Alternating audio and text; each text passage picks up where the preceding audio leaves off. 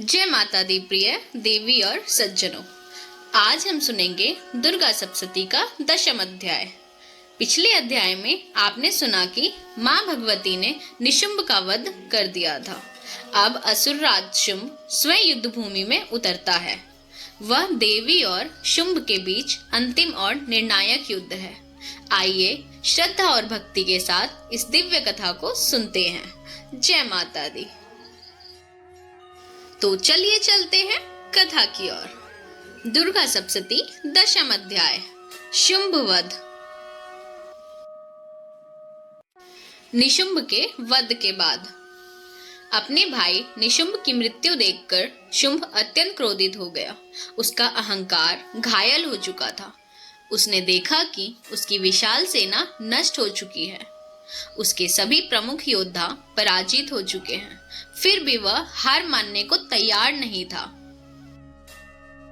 शुंभ का आरोप। शुंभ युद्ध भूमि में आया और देवी से बोला, हे दुर्गे, तुम अपनी शक्ति पर नहीं बल्कि अपने देवियों और शक्तियों की सहायता से युद्ध कर रही हो। यदि तुम वास्तव में शक्तिशाली हो तो अकेले युद्ध करके दिखाओ। देवी का उत्तर।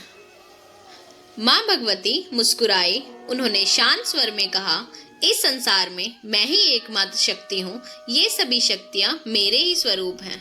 इतना कहते ही ब्रह्माणी, माहेश्वरी, वैष्णवी, कौमारी, ऐन्द्री, चामुंडा और अन्य सभी शक्तियाँ पुनः देवी में समाहित हो गई। अब युद्ध भूमि में केवल माँ भगवती का एक ही दिव्य स्वरूप दिखाई दे रहा था। अंतिम युद्ध का आरंभ।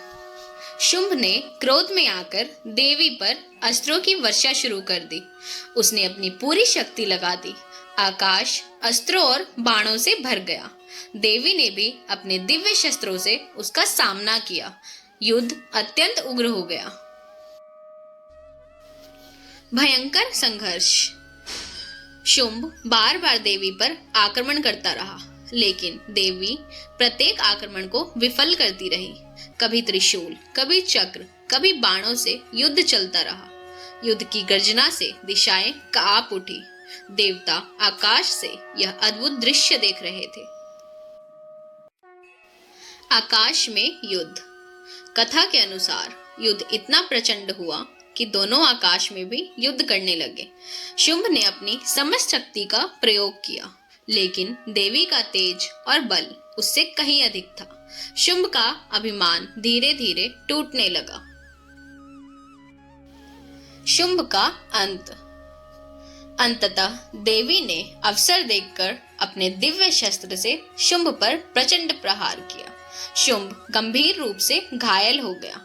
उसकी शक्ति क्षीण होने लगी। कुछ ही क्षणों बाद उसका अंत हो गया। असुर राज शुंभ पराजित हो चुका था। धर्म की विजय। शुंभ के वध के साथ ही अधर्म की शक्ति समाप्त हो गई। तीनों लोकों में शांति स्थापित होने लगी। आकाश निर्मल हो गया। वायु सुगंधित हो उठी। नदियां शांत होकर बहने लगी। देवताओं के हृदय आनंद से भर गए। देवताओं की स्तुति। देवताओं ने माँ भगवती को प्रणाम किया। उन्होंने कहा, हे जगदम्बे, आपने संसार को भय से मुक्त किया। आपने धर्म की रक्षा की। आपकी जय हो। आकाश से पुष्पों की वर्षा होने लगी। चारों ओर जयकारे गूंज उठे। जय माँ दुर्गा, जय जगदम्बे, जय आदिशक्ति। देवी का आश्वासन। देवी ने प्रसन्न होकर देवताओं को आशीर्वाद दिया।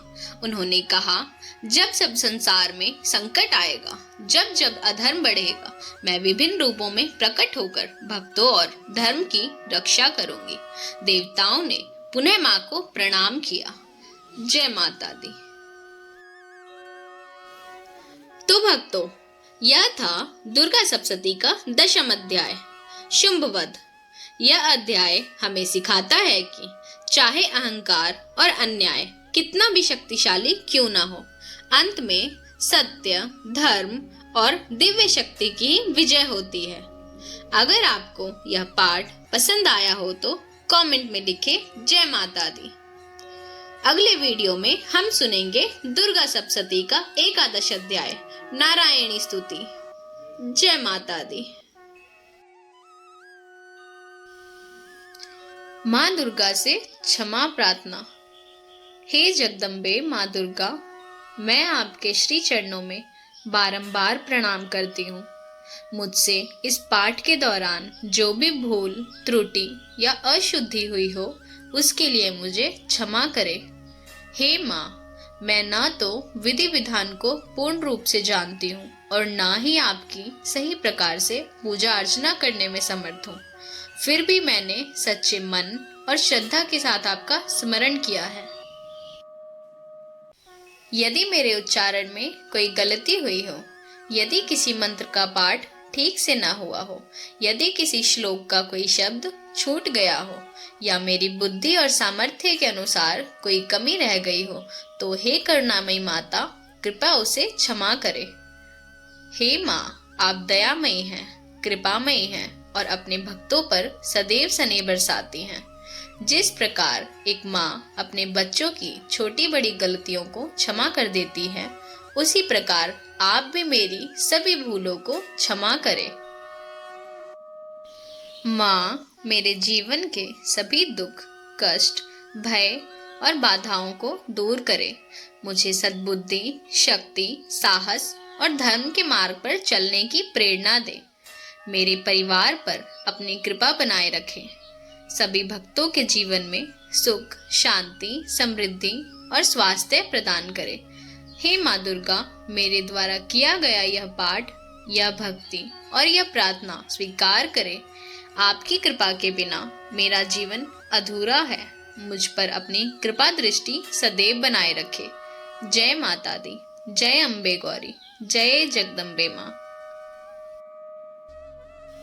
सर्वमंगल मांगल्ये शिवे सर्वार्थ साधिके शरण्ये त्र्यंबके गौरी नारायणी नमोस्तुते।